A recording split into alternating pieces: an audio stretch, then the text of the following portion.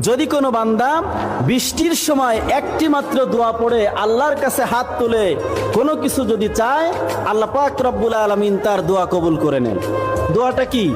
আল্লাহুম্মা সাজ্জিবান নাফিয়া।